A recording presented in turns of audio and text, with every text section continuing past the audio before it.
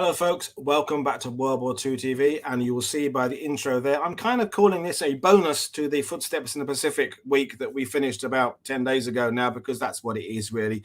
It's also one of the 80th anniversary shows that I've been doing through the year. And there'll be another one tomorrow, and there'll be more. And then next year, you guessed it, we'll be starting to do 80th anniversary of 1943. But if you are new to the channel, and again, I've got a few new subscribers, welcome to the channel. Don't forget, the information you need is in the description there below. That's where you find the links to my guests' books, their museums, if they work there, their social media accounts, and all the information you need. And if you are also new and haven't subscribed yet, what are you waiting for? Press the little button, press the bell to get the notifications. That way you'll be aware of what shows we have coming up. So today's guest, Jon Bernstein, is a curator at the National Marine Corps Museum, or the Museum of the Marine Corps, I should say, and he is an expert on the ETO that kind of morphed into the Marine Corps and weaponry. And there's a really good, spoiler alert, story about a weapon, a particular individual weapon used in this battle we're talking about that will come towards the end of the presentation. That's kind of really, really cool. So I'm going to bring Jon in now. So good afternoon, where are you are, Jon? How are you today? Doing great. Looking forward to this. So as I said in intro there, you started off as an ETO guy and you came on and talked about the 9th Air Force, but you've really been digging deep into the Marine Corps history with your current job. And with the Marine Corps, before we get into there's a lot of mystique and mythology and the movies that kind of paves the way for the public's understanding of the Marine Corps. And of course, we're grateful to that and the flag raising and all that. But does it mean that when you actually scratch below the surface, there's things about the Marine Corps history that probably are deserving of a modern analysis and reappraisal? Absolutely. Actually, you mentioned movies. The Makin raid, which we'll be discussing today, actually got a movie not even a year after the raid actually happened. So, I mean, it was very, very influential in the public psyche of how we were fighting the war and what was going on, and really sort of painted a picture for the American public on what was going on in the Pacific. And we'll touch on that as the show goes on, is that this raid is one of those ones, middle part of the war, that you can judge it by its actual success or otherwise on the island there on the day. But you can also look at it as a progression of the Allies taking the war to the enemy and developing techniques that improve and get better and better. We've had shows on about the Alamo Scouts. We've had shows about other things that later in the war, techniques used by the Army, the Marine Corps, are being refined and they're being improved upon, and people are coming and going in the leadership area. Systems are coming and going. But by the end of the war, the Allies were pretty good at these things, and the Makin Island raid is in that. It's on that journey, isn't it? Really, it is actually. It's mid-war for Britain, but this is one of the first offensive operations for the U.S. 10 days earlier was the invasion of Guadalcanal. It was really the first operation. This was shortly thereafter, and a lot of the stuff they were doing had never been really tried before in that scale. Indeed. Well, you've come with your PowerPoint presentation, so I'll fire that up. And then when you need me to move on slide, just say next slide, Woody. And folks, if you've got questions for Jonathan, just fire away as we go along. I think it's all going to be fairly covered. It's not a massive, great campaign we're covering. It's not a Russian front, Soviet front that involves millions of people. It's a nice, manageable size show, and we've got some good display material. So over to you, and let's learn about this event that was happening. We should remind ourselves 18 years ago today. Absolutely. All right, let's head on to the next slide. And so the American involvement in World War II was in the middle of the war, really. Things had been going on for quite a while. December 7th, Pearl Harbor's attacked, and we find ourselves at war and woefully unprepared. We suffer a number of defeats early on. Wake Island, 23 December. The Marine garrison there is forced to surrender after putting up a hellish fight. Pearl Harbor is actually bombed a second time on March 4th.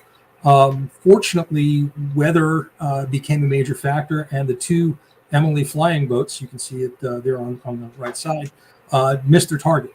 But this was a threat to U.S. forces at Pearl Harbor.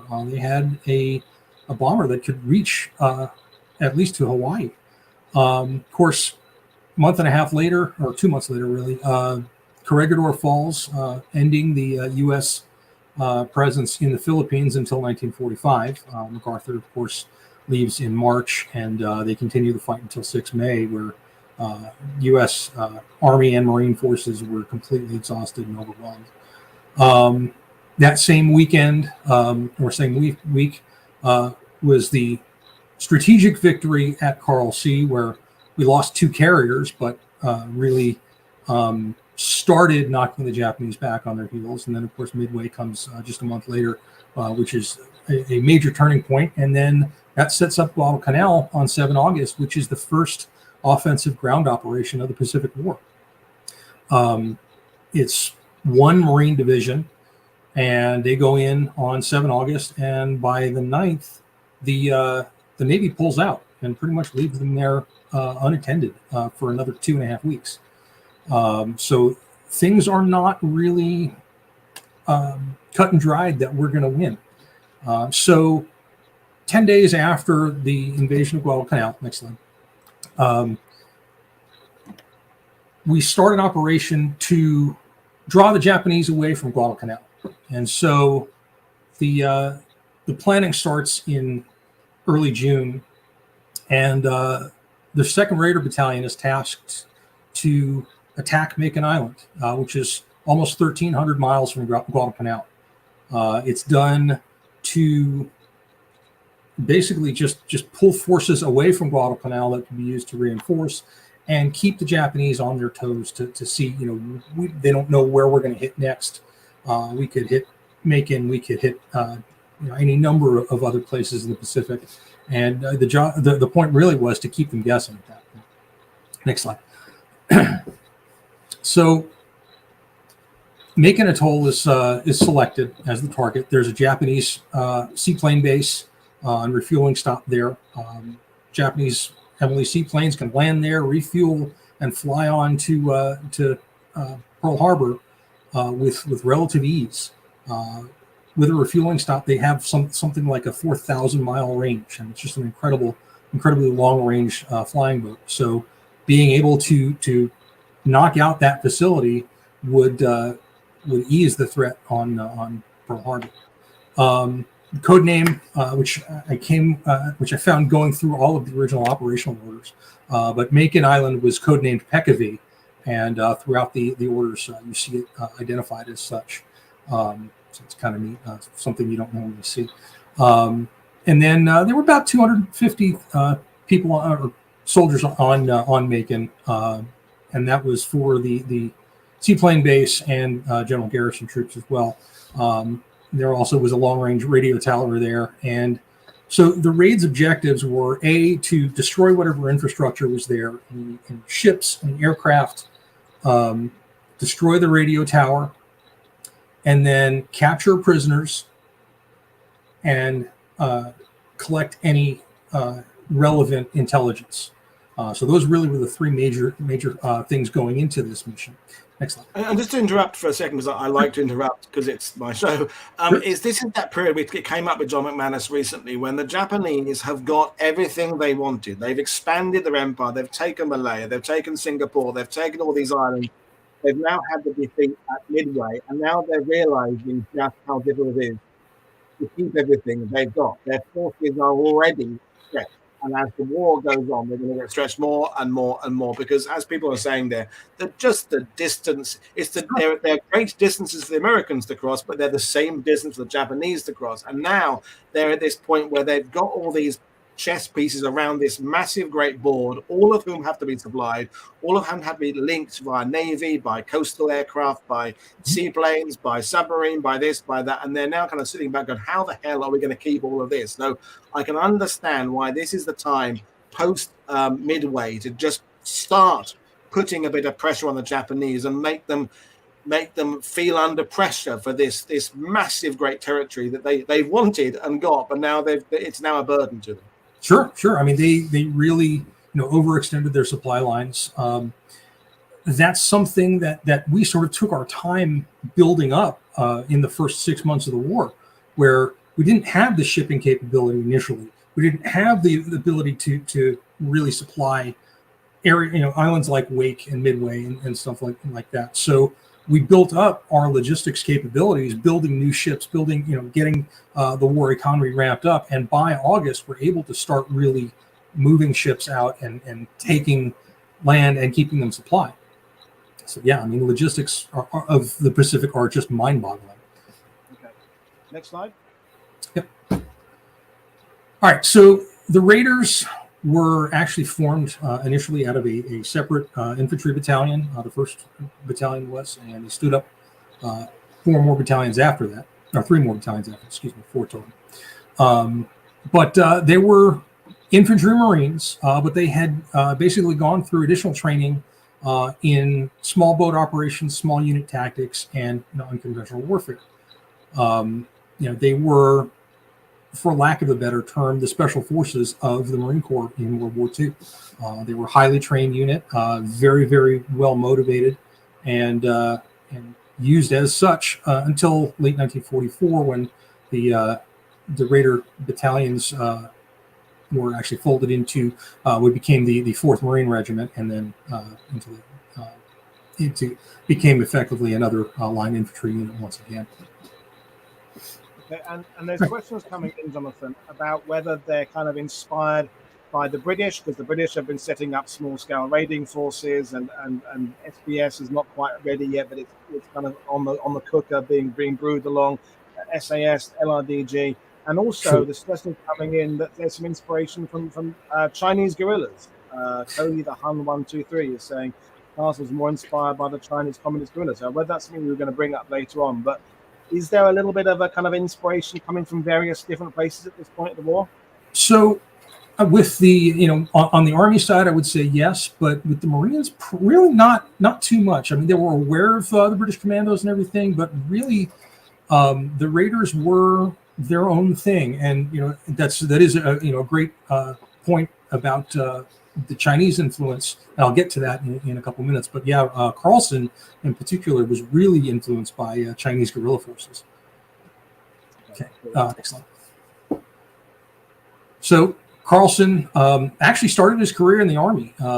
He fought in World War I as a private, and enlisted in the Marines after World War I ended, and spent 3 tours in China. One of them where he was embedded with Chinese communist guerrillas and fighting against the Japanese. So he had a lot of time with Mao Zedong, Zhou Enlai, and Deng Xiaoping, learning their philosophy and principles of guerrilla warfare, how they prosecuted the war against the Japanese. And they were extremely influential on him throughout his career. And creating the 2nd Raider Battalion, his focus was not so much the military hierarchy, but it was responsibility to the unit and working together. And it's where the term gung ho comes from, meaning working together. And it was a leadership style that didn't really mesh very well with the Marine Corps, but he got results. So he was allowed to continue, with his ideology, I guess. But definitely a different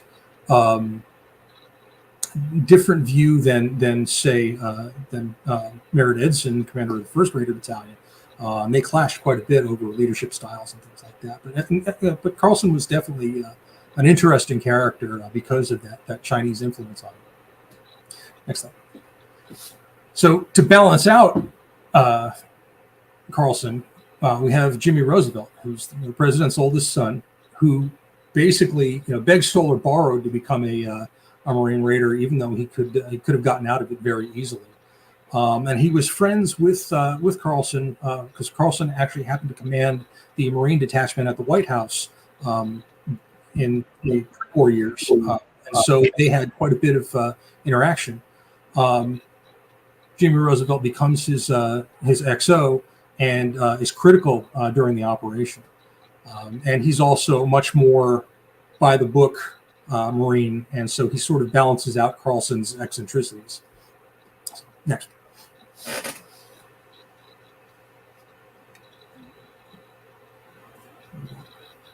Next slide. There we go. So each battalion had 7 companies, A through G company. And so C and D had been pulled away to reinforce Midway. And the rest of the battalion was still in Hawaii. A and B company get tasked with the actual Makin raid. So each company has 2 platoons, each with 2 rifle sections, and then the sections are broken down into 2 squads each. And Carlson didn't like the standard Marine Corps squad, and so he plussed them up to 10 men per squad, the squad leader, and then 3 fire teams. And the fire teams each had an M1 rifleman, a BAR gunner, and a Thompson gunner. The 2nd Raider Battalion was the first Marine Corps unit to get the M1, which sort of greatly increased the battalion's firepower. And the fire team really is one of the sort of lasting contributions of the 2nd Raider Battalion, because it's adopted Marine Corps wide fairly soon thereafter. It allows for a much more flexible unit, tactical unit. The exact organization with as far as equipment may have varied, but the number of men and the 3 fire teams per squad really was an effective organization. So next slide. So the intent of the mission is to take 2 submarines, sail them from Pearl Harbor to Makin, and then land 220 Marines on the beach undetected, and so that they can hit the target. The 2 subs selected were Nautilus and Argonaut. They were older subs. They'd been built in the early 30s. And they were selected partially because of their armament. They were known as cruiser subs because they were big, but also because they had extremely heavy armament for a submarine. Most subs at the time had 3-inch guns. These 2 had 6-inch deck guns. So really some significant firepower, and that would give the Marines on-call artillery fire support. And that comes into play pretty quickly once they're ashore. So as they're sailing, things start to go wrong. First of all, you've got 100 Marines crammed into each submarine, 100 plus. So living conditions are horrendous. It's hot. It's cramped. Fortunately, they're able to sail on the surface for most of the way. So Marines can get out on the deck. Sailors can too, obviously, get some fresh air, because there was no air conditioning on board because the air conditioners had broken. They actually did have air conditioning, it just didn't work. So it was about 90 plus degrees inside the submarine at any time, maybe a little warmer or a little cooler on the deck with the breeze blowing, but still, it was just miserable for the 10-day trip. They left 8 August, or 9-day trip, I should say. They left 8 August and arrived on the 16th, submerged a couple miles out, submerged a couple miles out from the island, and then made the rest of the way. Not sure exactly how many miles out. I have to double check that, but made the rest of the way submerged. So next slide. And there is the view through the Argonaut's periscope on 16 August. They made a complete reconnaissance of the potential landing beaches, went in within 500 yards of the shore to observe, and then backed off a bit to launch at night. The intent was to launch after midnight, get the boats ashore by 5 a.m., and go from there. Next slide. All right, so what they do, they surface after midnight, inflate all the rubber boats, and that takes a few hours to get everything properly set up, get the boats in the water, and immediately there are issues with the outboard motors, having not been properly waterproofed. The current is an issue also, and it's not allowing the 2 subs to maintain enough spacing to launch each company separately to land on different beaches. So Carlson makes the decision at this point, okay, we're going to go in as a massed force on one beach, and we'll work it from there. The surf is pretty rough, but they do make it to shore just about by 5 a.m. And the intent is this is going to be a 3-hour operation. Get in, hit as much stuff as you can, and get out. Next slide. So they're on the beach. They set up the command post. You can see here, this is actually a shot from the movie Gung Ho, showing the rubber boats coming in. And they achieve complete surprise. There's no indication the Japanese know they're there. The island had been put on alert because there was sort of a general alert put out for Japanese forces about 3 days prior, but the Japanese are not ready. Everything's going well until about 5:30 when one of the BAR gunners negligently discharges his BAR. Japanese are alerted and things start to happen. Next slide. So by about 6:30, they're saying there's firing all along the line. Company A advanced forward first, followed quickly by B Company. And first platoon of A Company gets into some trouble pretty quickly. The lead scout there is Sergeant Clyde Thomason, and he's out front identifying Japanese machine gun posts, sniper nests, and everything like that. Lieutenant Lefrancois, who's leading first platoon, basically surrounds and ambushes an enemy truck that rolls up and tries to discharge about 30 Japanese Marines that are going to reinforce the established positions already, and they basically massacre them, just take out the entire truck, all of the Japanese Marines who basically fight to the death. Lieutenant Lefrancois is actually wounded there, but he continues to lead his platoon, and he actually earns the Navy Cross for his actions there. Now, B Company, as Able Company is really sort of gotten into the hornet's nest there. B Company moves line abreast, and they start. They're on the left flank, and they're basically just engaging whatever Japanese forces come up. There's a armored car or scout car rather, that comes up to try to assault the American positions, and one of the anti-tank rifle teams knocks it out pretty quickly. Now, through the morning, there's pretty much constant firefights. And the Marines really aren't able to advance much more, but they really took out a number of positions, a lot of Japanese troops, and so they pulled back slightly by about 1,300. 1,400 Japanese aircraft from Jaluit, which is 170 miles northwest, are over the island, and they start attacking where they thought the Marine positions were. But because the Marines had pulled back, they actually start bombing and strafing their own troops. And the communication between the Japanese aircraft and ground forces is almost non-existent. None of the Marines on the ground were injured at all by the Japanese aircraft at that point. Next slide.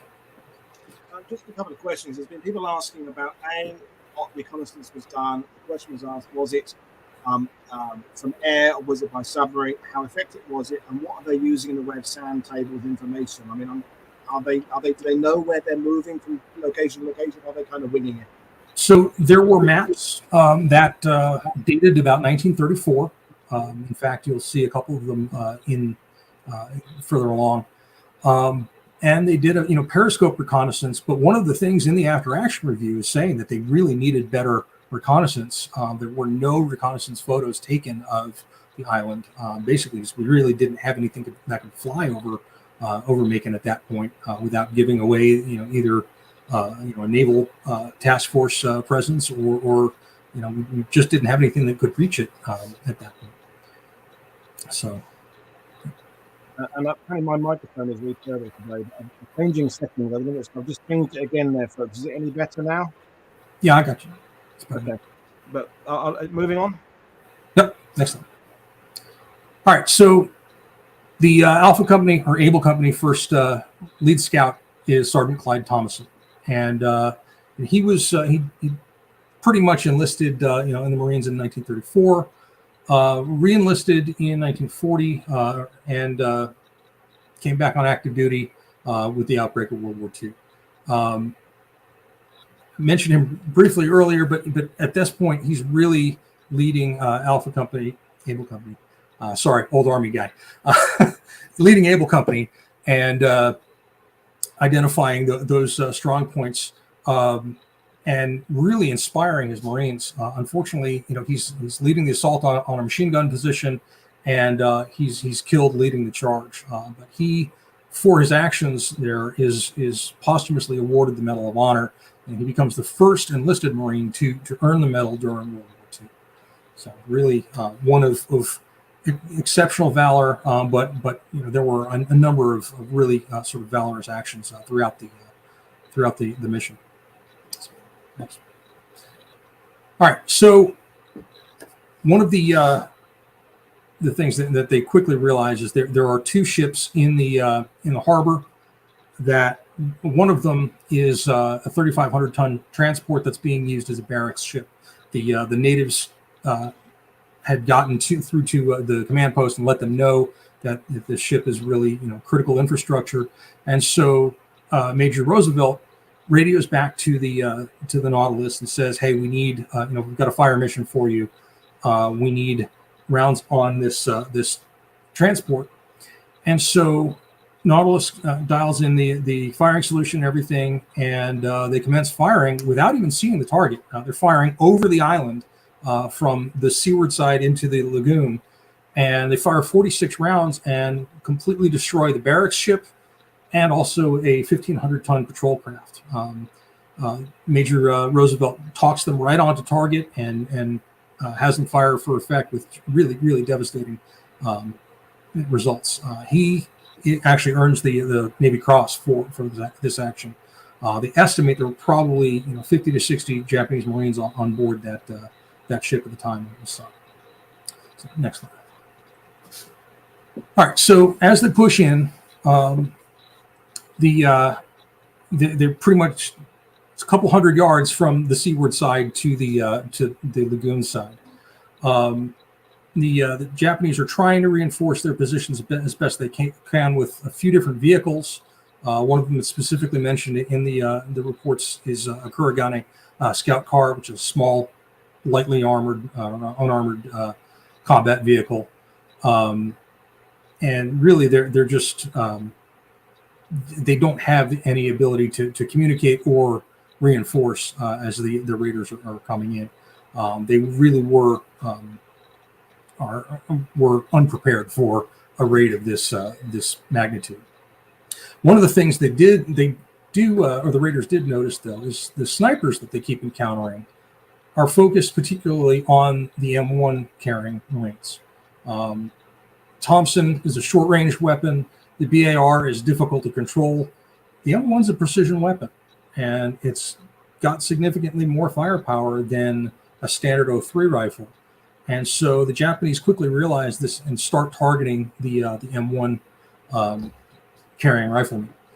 So a number of them are taken out. Another number of M1 carrying Marines are eliminated as a result. But the Japanese snipers also happen to mainly be up in trees. A lot of them had tied themselves in a day or two earlier when the alert went out. And so spotting them was really a challenge as the Marines advanced forward. Next. All right, so with the aircraft overhead, some of the aircraft that come in are float planes. A couple of Pete float planes, the F-1Ms, and of course the H-8K Emily float planes that we discussed earlier. They come in and try to land in the lagoon. It was suspected that the Emily that comes in was carrying a number of Japanese Marines that were trying to reinforce, and one of the boys anti-tank rifle teams takes them both out. basically just saturates them with fire as best they can, and taking out engines and cockpits and things like that, and just really the MLE is pretty much blown apart. The one of the Petes actually tries to take off again, and they catch it just as he's breaking water, and then tumbles forward and explodes. They really prevented any major reinforcing of the forces on the ground. Next. All right, so as the day is drawing to a close, Japanese aircraft leave about 17:45, and the Raiders have been on the ground a lot longer than they had intended. Supposed to be 3 hours. They're already looking at over 12 hours. So by 18:30, they've shrunk back, formed a perimeter, and the intent is to really get everybody back out to the submarines.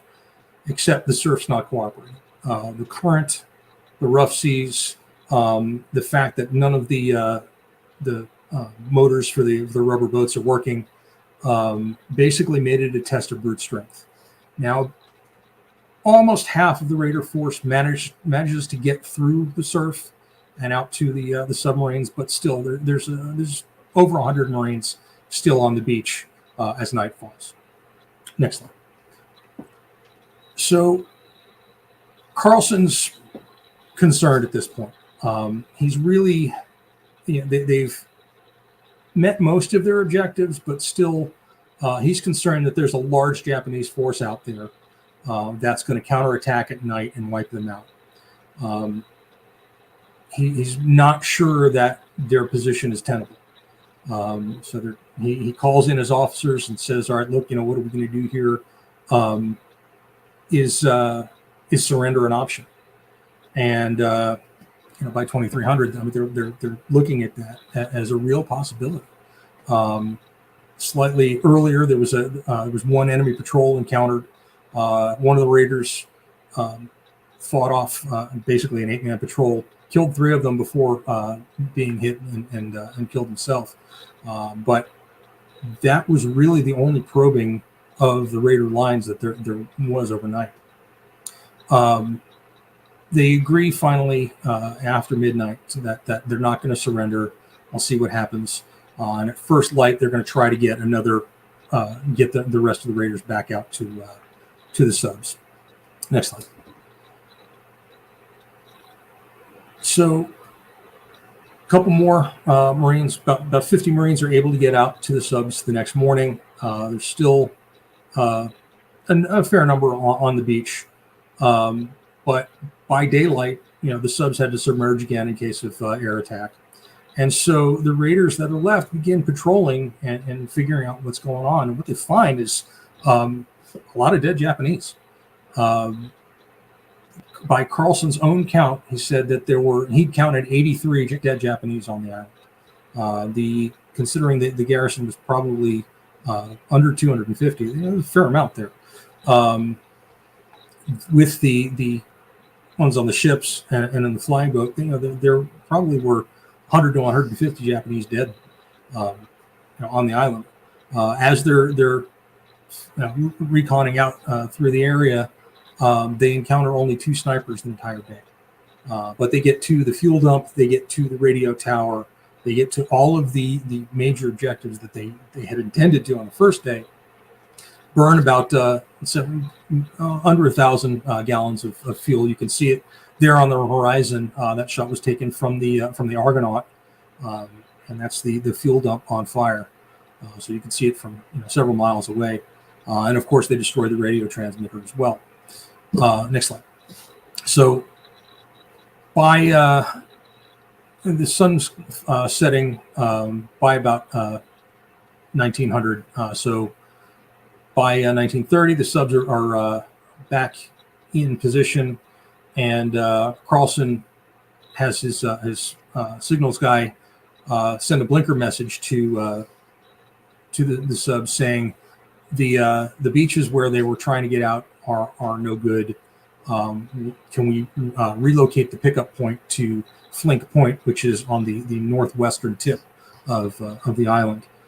It's a calmer area. They had originally avoided that area because it was supposedly fortified. There were supposedly heavy coastal guns there, but they once they actually reached there, they figured out there were no guns installed. So the subs transit to the western edge of the island, and all of the raiders do finally make it back. Next slide. Now, it was a costly mission. The Marines lose 18 killed in action, 12 more are missing in action. 9 of them actually were left behind. They were still alive. They were cut off, and they were eventually captured. They were taken to Guadalcanal by the Japanese and beheaded there. 19 Marines, though, were buried on the island by the islanders. 2 more were lost at sea, attempting to reach the Suds, and of course they had 17 wounded as well. The 19 Marines buried on the island, though, are going to be really, really important as we sort of roll into the next chapter here. But the Japanese losses were unclear. The official count was 46, but we know from Carlson's accounts and several other accounts that it was a lot higher than that. It was probably closer to 150. Next slide. So a year later, under Operational Galvanic, which is the same campaign that where the Marines take Tarawa, the Army's 165th Infantry Regiment invades and captures Makin. The Japanese, because of the Makin raid, had doubled the size of the garrison there. Over 400 combat troops and as many laborers as well. A lot more infrastructure, ships, aircraft, and everything. So it took the 165th Infantry 2 days to clear out the entire island, but it's liberated in November of 43. Next slide. So after the war,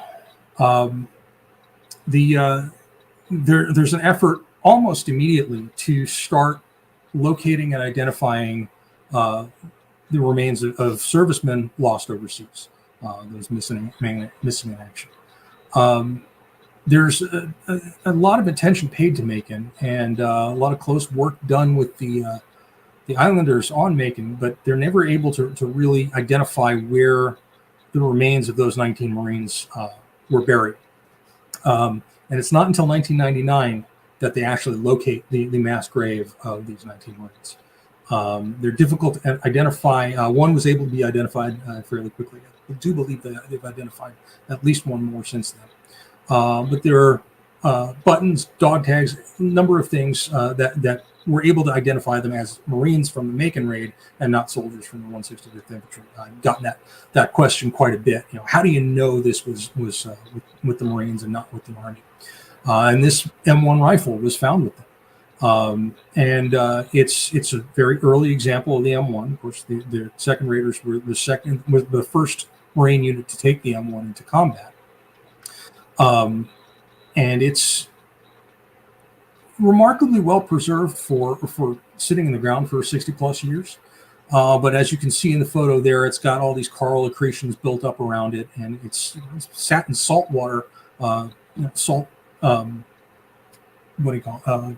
Salt.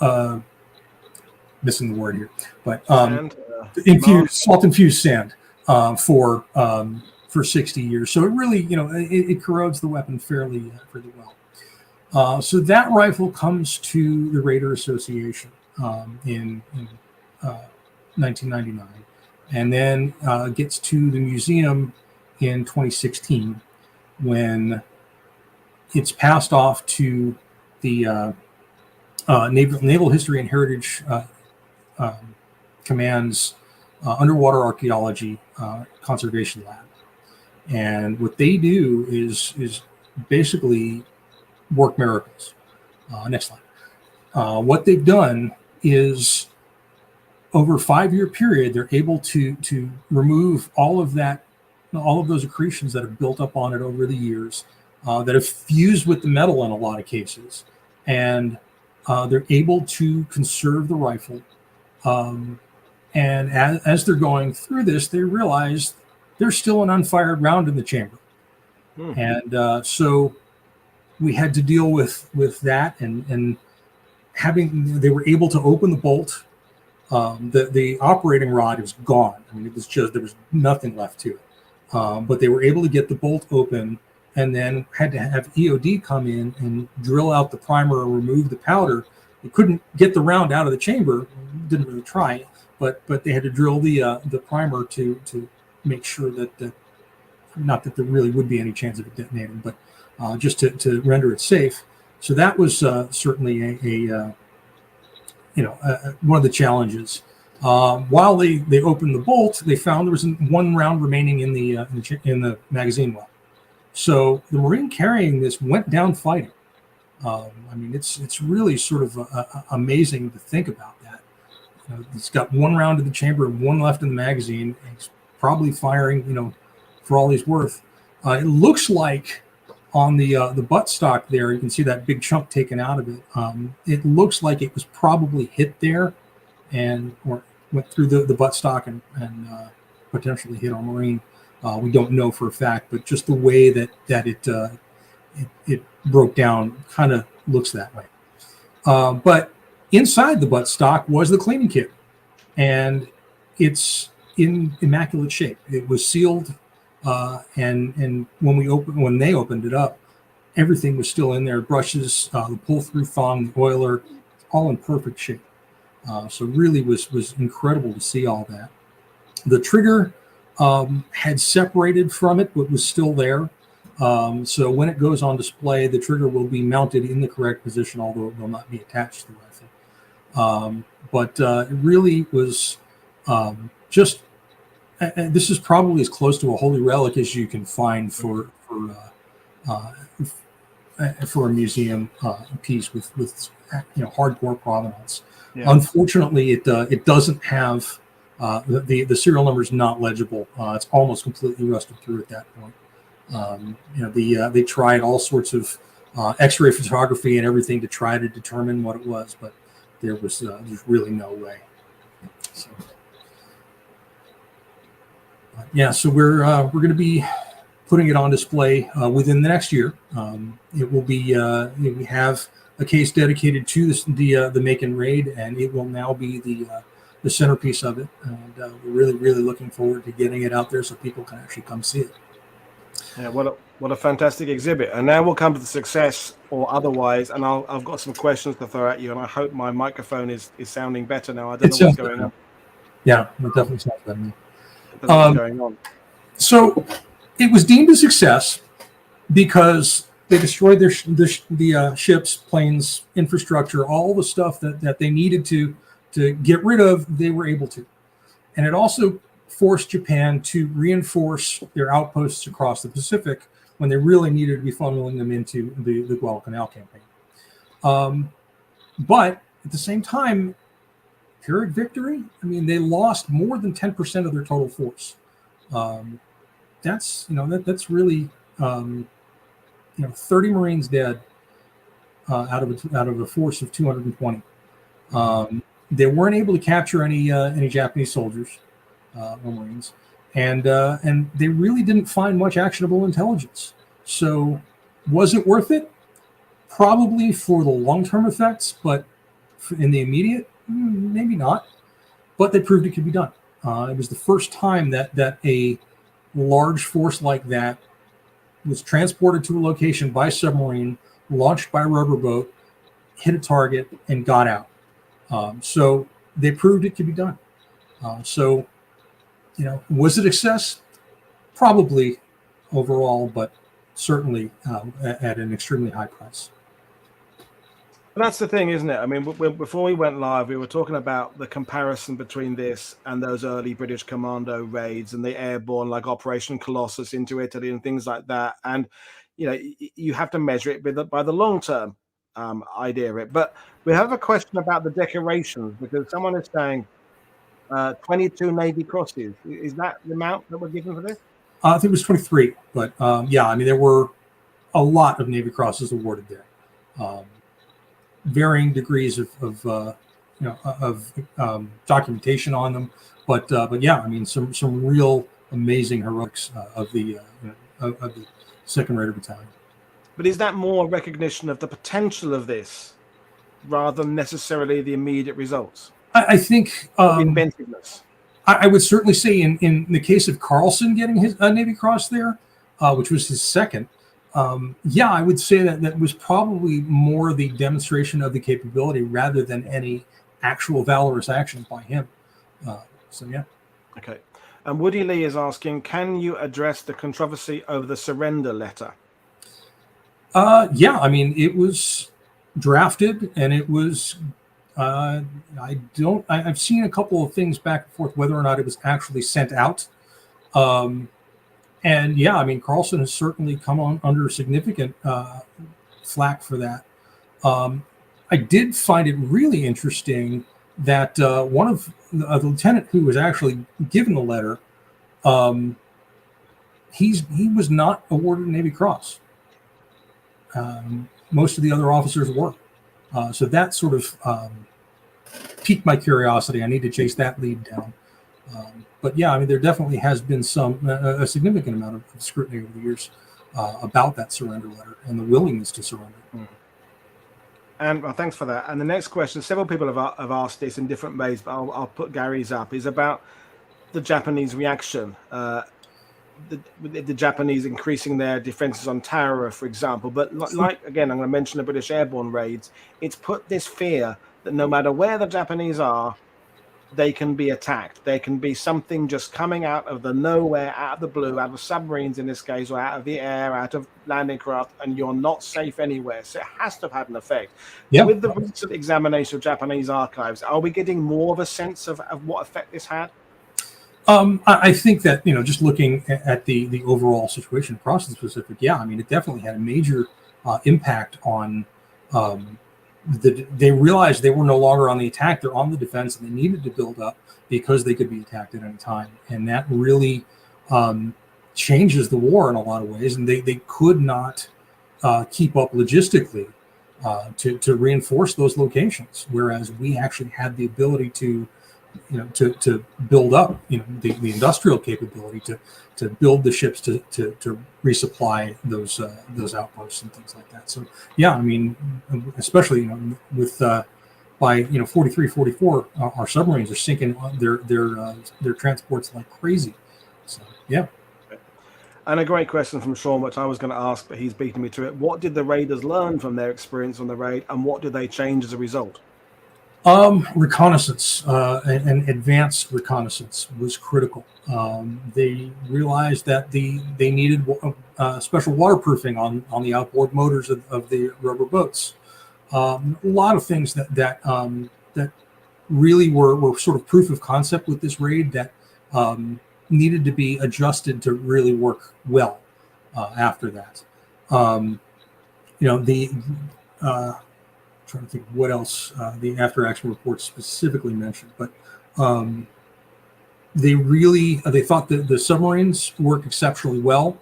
In fact, they started retrofitting them as transport submarines after the fact. The Nautilus and the Argonaut. They definitely took away some good as well as things that sort of needed to be improved as well. Thank you. And because later on, we did the show about the Alamo Scouts. Is it something in the Pacific where genuinely it came to the point where these sorts of specialist raids were more about building up data for the big raid that followed, rather than specifically being part of a mission in their own right to hit the enemy? Sure. I mean, the information gained just from the raid certainly helped with the invasion a year later by the 165th Infantry. Definitely was key to the success there. Good. And a specific one from Stephen Fisher, who's asked something boaty, understandably. Are you aware of any other combat uses of the landing craft rubber after this? Off the top of my head, I'm not. I would need to look more into that, and that's sort of a failing of me as a European theater historian getting into the Pacific now. Through my job, but I certainly I need to confirm any further use. Really, by 43, we've got Amtracs coming in. We've got first combat use of Amtracs was at Tarawa. And we've got LCVPs as well. So I'm not really sure if there was any need for them after the Makin. Okay. Woody Lee is saying the invasion on Betio on Green Beach, they use rubber boats. Excellent, thank you. So my next question is about, with the museum work you do, and does this kind of raider action, does it sit as part of the U.S. Marine Corps story as a whole? Is it separate? Do you consider it part of the same thing but different? How does it kind of sit now in the museum and in the history? Well, one of the things that we pride ourselves on at the National Museum of the Marine Corps is telling the Marine Corps story through the stories of individual Marines. So we can talk Makin Raider one day and a Cobra pilot in Iraq the next, and still have that continuity there. But when it comes down to it, it's all about the history of that individual Marine and his or her experience. So yeah, I mean, the ability to tell the history of the Makin Raid through the Marines that were there, and we do have a number of other artifacts in the collection that were there, and of course the 19 Marines that we don't know who carried this rifle, but through that rifle we're able to tell all of their stories. And I think this touches on what we were saying earlier, is that the Marine Corps has this incredible reputation, the not mythology is not the right word, but just the presence and reputation. But to get the best of understanding what they did, you have to look at some of the failures, the things that didn't work perfectly. I mean, they were not a perfectly formed creation. The Marine Corps of 44, 45 had evolved from the Marine Corps of 41, 42. And to understand the improvements is to understand, therefore, what they became at the end. And to just kind of say, oh, well, they were Marine, they're always heroic, they're always brilliant, is a little bit, it's praising them, but not understanding this progression. Sure. I mean, the Marines were exceptional at learning from their mistakes in the early Pacific War. They had learned a lot in the 30s with the Banana Wars and the campaign, the experience in China, as well as sort of holding islands like Wake and Midway, and planned a lot ahead. And with the entrance into World War II, a lot of those plans then became reality, and they were able to sort of figure out, okay, we were going to do this, it didn't work, and so they were able to move on to something else. One of the great artifacts that we have under restoration right now is the Roebling Alligator, which was the prototype amphibious tractor. And the Marines evaluated it in 1940 and didn't get the LVT-1 into production until 1942. They didn't actually get into service until mid-43. But yeah, I mean, a lot of that was just sort of learning their lessons and moving on and figuring out how to do things better. The Marines also went to almost 750,000 by the end of World War II from a force that was under 100,000 at the beginning of the war. Yeah, of course. And the next, I'm also now thinking about inviting you back in December, because people are talking about the Long Patrol, Carlson's next big event. And would you want to come back and talk about that? Have you got something nice exhibit you can send to that round as well? Absolutely, that'd be cool. Brilliant. And then the final question, I think, is you said at the beginning you are an unashamed ETO guy. Were there more lessons that could have gone from the Pacific and the Marine Corps experience to the ETO, or vice versa? Do you think the two theaters needed to sort of develop separately because they were so different, or should there have been more kind of swapping of information? It's great that you asked that, because I'm actually working on something right now, my own research. I'm doing it for the museum, but I'm looking at it sort of broader as well. I've been looking into the use of aircraft rockets and the Army versus the Navy and Marine Corps development of it. And had the Army listened to the Navy and the Marines in 43, the aircraft rocket situation in Europe would have been a lot better, because the Army developed a system that was adequate, and the Navy and the Marines developed a system that worked rather well. And by mid-44, the Army said, hey, we want some of that.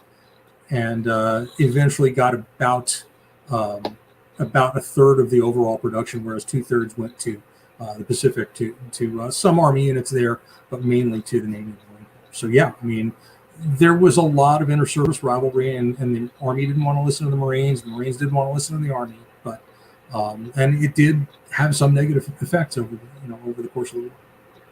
No, because I mean, it's just definitely something that's interesting. And Stephen Fisher talks about the Royal Navy working alongside Royal Marines, Army Commandos, infantry, all those forces that are pulling in the same direction, but sometimes it appears as if they're pulling in slightly different directions because of just different backgrounds, different training, different doctrine, different experience. And I did some filming about the DD tanks and there's an example of the American doctrine sort of diverging from the American one and then coming back together again, then kind of separating again. And it is the job of historians to kind of look back and say, well, perhaps if they had taken that lesson and moved that over there, but probably at the time it was very hard when you're in the middle of fighting a war to see actually perhaps we should go and get some advice from over there, and it might tweak our things a bit. But it's an interesting exercise in historical analysis if it isn't practically useful in a sense.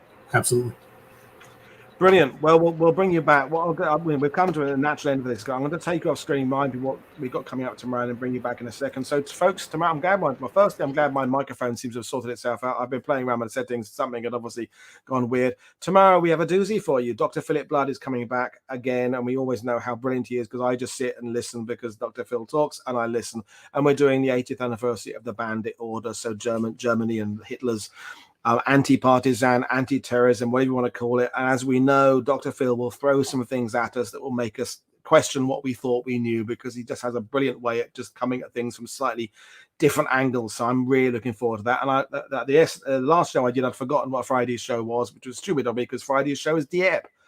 I've got Alexander Fitzgerald Black and a representative of the Juno Centre normally coming on talking about their Dieppe exhibition and what they're trying to achieve with it and how Dieppe is perceived now by Canadians, what it stands for. Several books have come out about Dieppe this year. We'll maybe touch on them or touch on what Dieppe means to Canadians now, what it meant to them 80 years ago. So that'll be a fascinating show. But I'm going to bring John back in just to say goodbye. So it's been great talking to you. So I will set you your homework, which is to prepare a show for December for the Long Patrol, if you don't mind. Sounds great.